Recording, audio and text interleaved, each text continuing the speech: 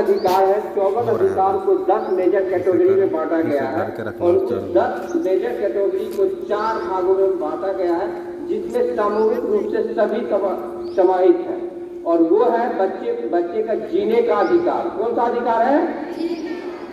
दूसरा है सहभागिता का अधिकार। तीसरा है विकास का अधिकार। कौन सा है? और चौथा है संरक्षण का अधिकार। तो ये बच्चों के 4 अधिकार है, जिस अधिकार के तहत बच्चे का कहीं भी शोषण नहीं हो सकता है। चाहे वो बच्चा खोया हुआ है तो सरकार ने उसके लिए केयर एंड प्रोटेक्शन के लिए बालिका गृह सभी व्यवस्थाएं की गई है। बच्चे के विकास के लिए शिक्षा का अधिकार है। विकास के अधिकार के अंतर्गत में तो उसके लिए स्कूल, कॉलेज, शिक्षण संस्थान और बच्चे खुलवाया गया है। समानता का अधिकार है, जिस अधिकार में अभी यहाँ उपस्थित जितने भी बच्चे हैं सभी एक जैसे ड्रेस पहने हुए हैं। सभी बच्चे स्कूल में एक ही बेंच पर बैठते हैं। ऐसा नहीं है कि किसी समुदाय के बच्चे को अलग बैठाया जाता है और किसी समुदाय के बच्चे को अलग बैठाया जाता है। तो ये हमारी समानता का अधिकार है। और संरक्षण का अधिकार है, जिसमें ये है कि अगर कहीं कोई बच्चा खो गया है या कोई बच्चा कहीं भटक गया है तो उस बच्चे को भटकते हुए हमारी जो प्रशासनिक व्यवस्था है वो नहीं छोड़ती है।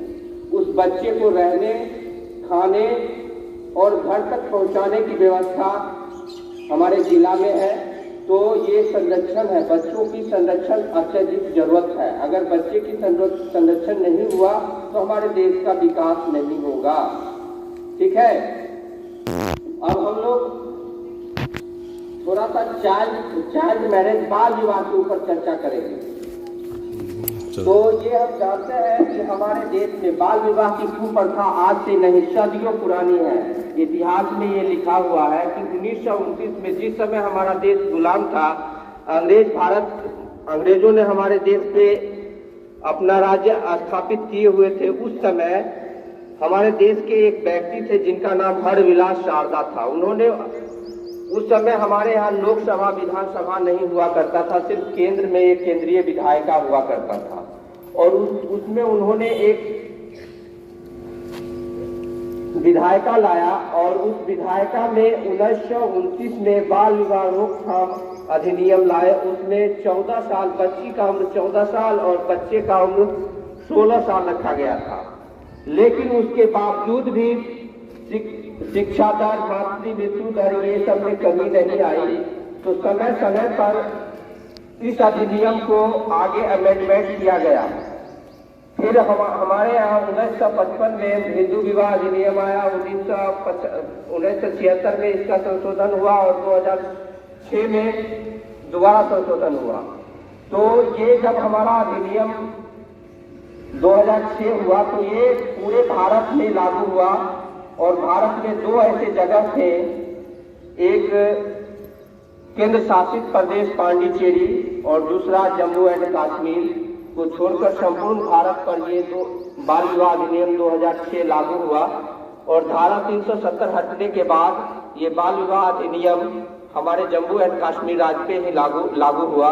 पांडिचेरी जो है केंद्र शासित प्रदेश, ये हमारे स्थानीय कानून बाल विवाह अधिनियम को नहीं मानते हैं और वो स्वतंत्र भी हैं। कोई भी राज्य किसी भी अधिनियम को मानने और नहीं मानने के लिए हमारे यहाँ स्वतंत्र है। लेकिन उनके स्वतंत्र होने के बावजूद भी वो कुछ न कुछ इस मुद्दे पर अधिनियम होंगे। तो ये फ्रांस के अधिनियम, बाल विवाह अधिनियम को पांडिचेरी केंद्र शासित प्रदेश जो है वो मानते हैं। और आज हमारा देश इस कगार पे है कि जब 3 शादियां होती है, उस 3 शादियां में 2 शादियां बाल विवाह होता है। सोचने वाली बात है कि यदि हमारे बच्चे, हमारे गांव के लोग यदि इस पर जागरूक नहीं होंगे तो ये बाल विवाह की कुप्रथा खत्म नहीं होगी। इसमें बच्चे का शोषण होता है, कम उम्र में बच्चे मां बन जाती हैं। जो लड़के हैं उनको कमाने का, सोचने का और संपूर्ण विकास करने का मौका नहीं मिलता है और वो शादी जैसे कुप्रथा में लिप्त हो जाते हैं। तो इन सभी चीजों से ऊपर उठने की जरूरत है। और जब भी कभी हमारे आसपास में बाल विवाह हो तो वैसे परिस्थिति में हम लोगों के पास एक टोल फ्री नंबर है जो चाइल्ड हेल्पलाइन नंबर है 1098। क्या है? इसके बाद सरकार की एक और टोल फ्री नंबर आई है 112, जिस 112 में एक महीने के बाद टोल फ्री नंबर जो चाइल्ड हेल्पलाइन का है वो उसमें मर्ज होगी और हमारी सारी सेवाएं 112 पर दी जाएगी। हमारी संस्था आप लोगों के समक्ष इसलिए आई है कि हम लोग बाल विवाह का एक अभियान शुरू किए हैं और इस अभियान में आप लोगों को जोर शोर से शामिल होना है। अगर आपके आसपास में कहीं चाइल्ड मैरिज बाल विवाह हो रहा है, उस बाल विवाह समारोह में आप लोगों को शामिल नहीं होना है, क्योंकि अगर हम शामिल नहीं होंगे तो ये स्पष्ट रूप से दर्शाता है कि मैं उसका विरोध करता हूँ। हंगामा खड़ा करना ही विरोध नहीं होता है। चुप रह करके भी यदि हम उसमें शामिल नहीं हुए तो हम उसका विरोध करते हैं। दूसरी नंबर बात यह है कि बाल विवाह में बहुत सारे अधिनियम हैं और उस अधिनियम में बाल विवाह में अगर कोई बच्चा बाल विवाह में संलग्न होता है तो वो बच्ची हो या लड़का हो जिसका उम्र 18 साल, लड़की का उम्र 18 साल, लड़का का उम्र 21 साल, यदि कोई एक पक्ष, लड़का पक्ष या लड़की पक्ष, जो अपने आयु को पूरा नहीं करते हैं वो बाल विवाह ही कहलाएगा। चाहे लड़का 19 साल का हो, उससे कोई बहस नहीं है, उसका शादी के लिए 21 वर्ष होना अनिवार्य है। इसमें कुछ कानूनी कार्रवाई भी की जाती है, जिसमें अगर बाल विवाह में लिप्त कोई व्यक्ति पाया गया या बाल विवाह का कोई व्यक्ति प्रोत्साहन दे रहे हैं या उसके सदस्य बाल विवाह कराते हैं तो बाल विवाह में 1 लाख रुपए का जुर्माना, 1 साल का कारावास, ये दोनों हो सकता है या दोनों में से कोई एक हो सकता है। वो हमारे जिला मजिस्ट्रेट के ऊपर निर्भर करता है। हमारे जिला में बाल विवाह निषेध पदाधिकारी, यदि इसकी सूचना बाल विवाह निषेध पदाधिकारी को शादी होने से पहले अगर दी जाती है तो बाल विवाह निषेध पदाधिकारी एक इंजेक्शन ऑर्डर पास करते हैं। अगर वो इंजेक्शन ऑर्डर से बाल विवाह यदि नहीं मानते हैं तो वो बाल विवाह शून्य माना जाएगा, वो बाल विवाह शून्य माना जाएगा।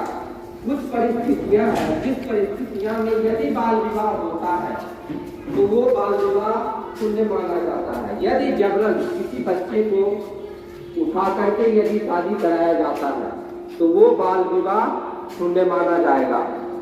बाल विवाह शून्य करने का आपका और 2 जगह अधिकार मिलता है। एक ये है कि यदि बाल विवाह हो गया और बाल विवाह होने के बाद यदि किसी कारणवश वो मामला कोर्ट में चली जाती है तो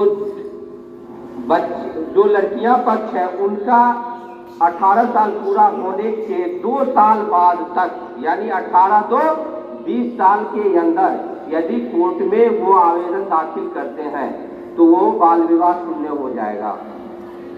दूसरा है कि लड़का पक्ष से यदि लड़का बाल विवाह में है तो वो 21 और 2 23 साल तक यदि वो आवेदन कोर्ट में देते हैं तो वो बाल विवाह शून्य हो जाएगा। ठीक है। और हम दूसरे मुद्दे की तरफ आप लोगों को ले जाना चाहता हूं कि बाल विवाह से यदि बच्चा जन्मा, बच्चा यदि पैदा हुआ तो क्या वह बच्चा वैध होगा या अवैध होगा? आप लोग समझ ले कि वो बच्चा वैध माना जाएगा और उस बच्चे का पूर्ण अधिकार उसके पैतृक संपत्ति में होगा। ठीक है। वो किसी भी दृष्टिकोण से अपने पैतृक संपत्ति से अलग नहीं हो सकते हैं। बाल विवाह से जन्मत बच्चे बेस्ट इंटरेस्ट ऑफ चाइल्ड। ये कोर्ट निर्णय लेगा कि वो बच्चा माता के पास रहे या उसके पिता के पास रहे।